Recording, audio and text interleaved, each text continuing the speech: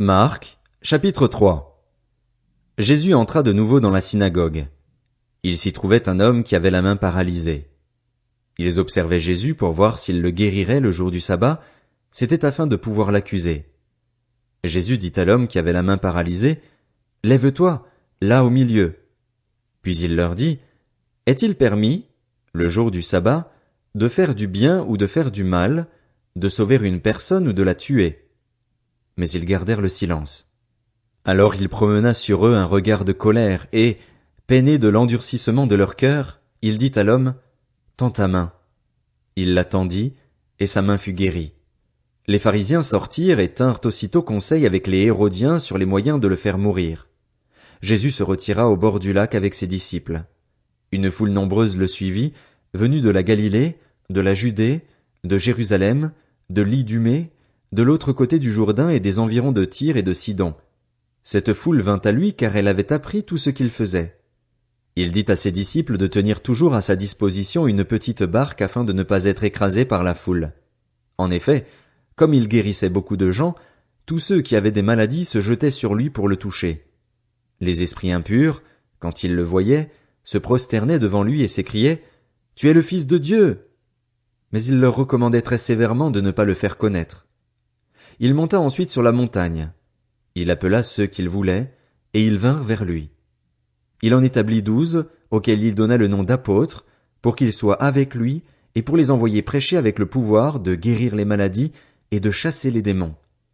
Voici les 12 qu'il établit. Simon, qu'il appela Pierre, Jacques, fils de Zébédée, et Jean, frère de Jacques, auquel il donna le nom de Boanerges, qui signifie fils du tonnerre.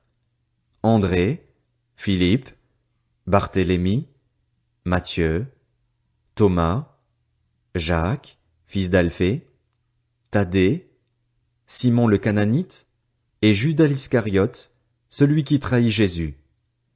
Ils se rendirent à la maison, et la foule se rassembla de nouveau, de sorte qu'ils ne pouvaient même pas prendre leur repas. Lorsqu'ils l'apprirent, les membres de la famille de Jésus vinrent pour s'emparer de lui, car ils disaient « Il a perdu la raison ». Les spécialistes de la loi qui étaient descendus de Jérusalem disaient « Il a en lui Béelzébul. C'est par le prince des démons qu'il chasse les démons. » Jésus les appela et leur dit sous forme de parabole « Comment Satan peut-il chasser Satan? Si un royaume est confronté à des luttes internes, ce royaume ne peut pas subsister, et si une famille est confrontée à des luttes internes, cette famille ne peut pas subsister.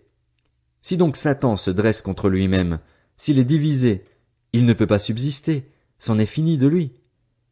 Personne ne peut entrer dans la maison d'un homme fort et piller ses biens sans avoir d'abord attaché cet homme fort.